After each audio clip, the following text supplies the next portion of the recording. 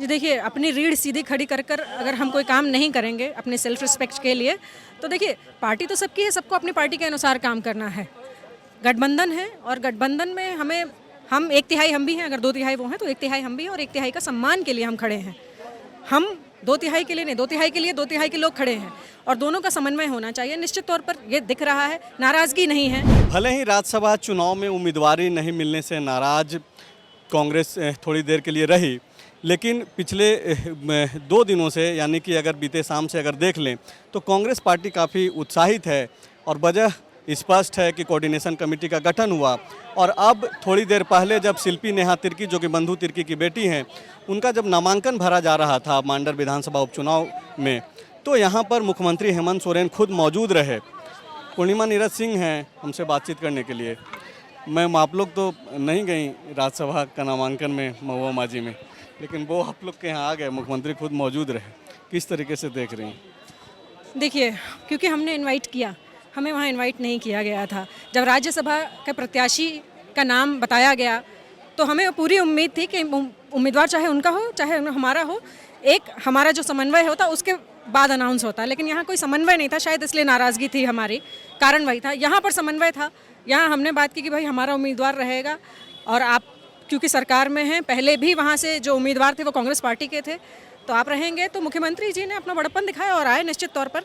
लेकिन राज्यसभा के जब बात आई तब वहाँ पर जो है हमसे पूछा नहीं गया था या हमारी पार्टी से जो है पूछा नहीं गया। ऊपर से जब विशेष करके दिल्ली जाकर जब बात हुई सोनिया गांधी जी से, तो उसके बाद भी कुछ क्लियर नहीं किया गया। उसकी नाराज़गी थी कि उम्मीदवार आप भले देते, अपना दे देते, निश्चित तौर पर संख्या बल आपके पास था, इसमें कहीं कोई, ये तो नॉर्मल मैथ्स है, जो राज्यसभा का मैथ्स है वो ये कहता है, वो हम भी जानते हैं, वो हर कोई जानता है।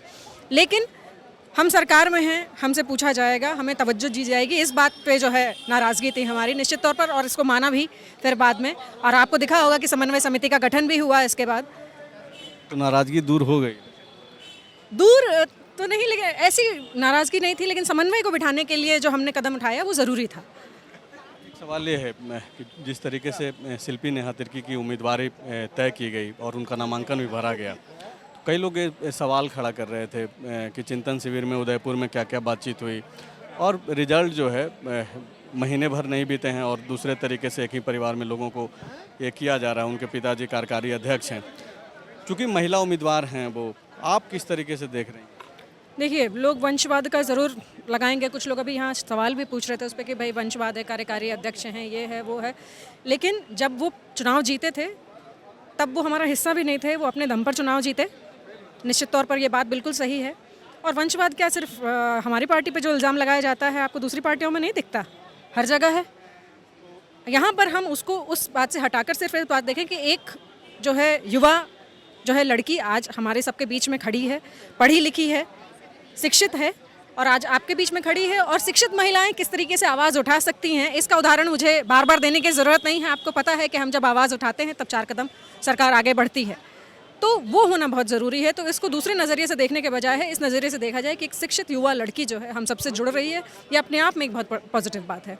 मतलब सदन में आप लोग और मजबूत होंगे, महिलाएं, जो महिला विधायक हैं वो ज़्यादा उत्साहित दिख रहे हैं। सबसे ज़्यादा जो है हम पहली बार झारखंड विधानसभा के इतिहास में ऐसा हुआ कि लगभग 12% महिलाएं चुनकर आई हैं और शिल्पी के आने के बाद हम और मजबूत हो जाएंगे, लगभग 14% हो जाएंगे, 14-15% हो जाएंगे। तो निश्चित तौर पर झारखंड में महिलाओं की आवाज़ जो है वो बुलंद रहेगी। एक आखिरी सवाल ये है कि क्या आपको लगता है कि जिस तरीके से आप लोग मुखर होकर के विरोध कर रही थी, जैसा कि एक तरफा फैसला लेने में जो जेएमएम ने अपना रुख दिखाया, उसके बाद क्या वही एक वजह है जिसके कारण मुख्यमंत्री ने तुरंत कोऑर्डिनेशन कमेटी को अनाउंस कर दिया, मुख्यमंत्री यहाँ पे भी नामांकन में मौजूद रहे? आपको लगता है कि ये जो मुखरता आप लोगों का है वो काम आया, कांग्रेस पार्टी के पक्ष में काम किया?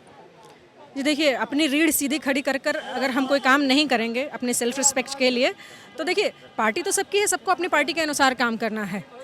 गठबंधन है और गठबंधन में हम एक तिहाई हम भी हैं, अगर दो तिहाई वो हैं तो एक तिहाई हम भी हैं और एक तिहाई का सम्मान के लिए हम खड़े हैं। हम दो तिहाई के लिए नहीं, दो तिहाई के लिए दो तिहाई के लोग खड़े हैं और दोनों का समन्वय होना चाहिए। निश्चित तौर पर ये दिख रहा है, नाराज़गी नहीं है। बड़े हैं मुख्यमंत्री, बड़े हैं, ओहदे में भी बड़े हैं, उम्र में भी बड़े भाई जैसे हैं, उनसे नाराज़गी कैसी होगी?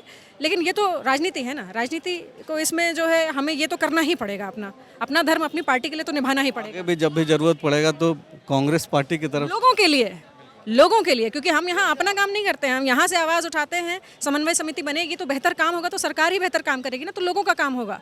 जब वहाँ काम नहीं होता तब हमें गुस्सा आता है, क्योंकि लोग ही तो हमें यहाँ चुन के भेज रहे हैं, हम अपनी मर्जी तो आ नहीं रहे हैं, वो चुन के भेज रहे हैं, तो उन्हीं का काम करने के लिए जब ज़रूरत पड़ेगी तब आवाज़ उठाएंगे। शुक्रिया मैम बातचीत करने के लिए।